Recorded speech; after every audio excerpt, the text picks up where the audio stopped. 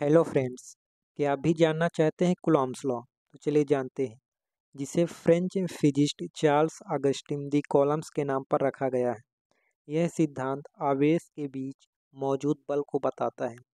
तो जो Coulomb's law का स्टेटमेंट है, दो स्थिर बिंदु आवेशों के बीच लगने वाला आकर्षण अथवा प्रतिकर्षण बल उन दोनों आवेशों के गुणनफल के अनुक्रमानुपाती तथा उनके बीच की दूरी के वर्ग के व्युत्क्रमानुपाती होता है। यह कूलॉम्स ने बताया है, राइट।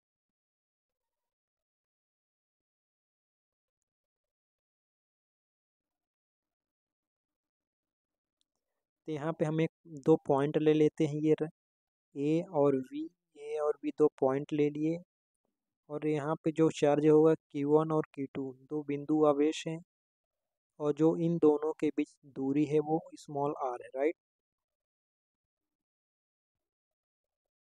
चूँकि हमें नहीं पता कहाँ पे आकर्षण बल लगेगा, कहाँ पे प्रतिकर्षण बल, तो ये हम कैसे जानेंगे? यदि Qn पे हम पॉजिटिव और Q2 पर निगेटिव चार्ज लगाते हैं, तो इन दोनों के बीच क्या आकर्षण बल काम करेगा, राइट। यदि हम इन दोनों के बीच दोनों पे ही पॉजिटिव लगाते हैं, तो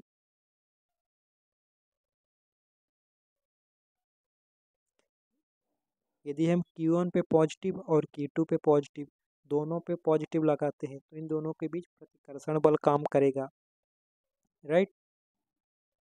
यदि इसे मैथमेटिकली देखा जाए,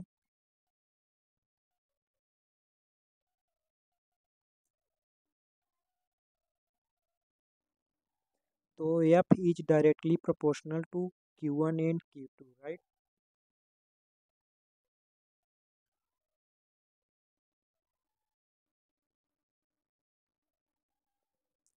क्योंकि समान आवेशों के बीच प्रतिकर्षण बल कार्य करता है और विपरीत आवेशों के बीच आकर्षण बल कार्य करता है। तो इसका स्टेटमेंट क्या कहता है? दो स्थिर बिंदु आवेशों के बीच लगने वाला बल यानी फोर्स जो है उन दोनों आवेशों के गुणनफल के अनुक्रमानुपाती, मतलब जो दोनों आवेश हैं Q1 और Q2 इन दोनों का गुणनफल और इसके अनुक्रमानुपाती होगा, राइट। तथा उनके बीच की दूरी, जो इनके बीच की दूरी दी हुई स्मॉल r, इसके वर्ग के व्युत्क्रमानुपाती, तो इसका वर्ग ये दोनों के व्युत्क्रमानुपाती होगा, राइट। Equation number 2। अब समीकरण 1 और 2 को मिलाने पर तो F is directly proportional to Q1 into Q2 upon R square.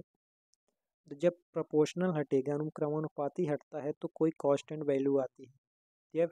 F equal to K into Q1 Q2 upon R square.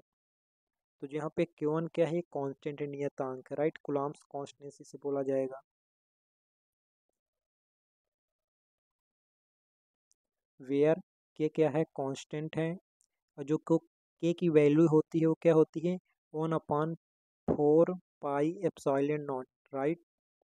तो हम K की जगह यहाँ पे वैल्यू पुट कर देंगे, तो F is equal to 1/4 pi epsilon naught Q1 into Q2 upon R square.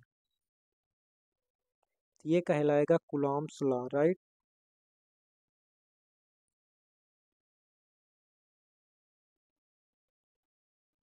तो ये जो हमारा स्टेटमेंट है ये कूलॉम्स लॉ है।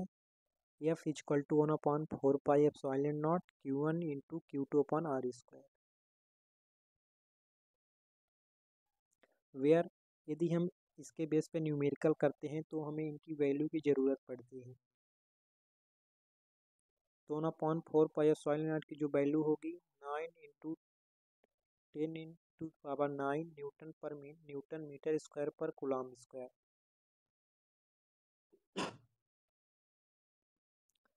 एप्सिलॉन नॉट की वैल्यू क्या होगी? 8.85 इंटू 10⁻⁻12 कूलॉम स्क्वायर पर न्यूटन मीटर स्क्वायर। ये इन दोनों की वैल्यू हो जाती है।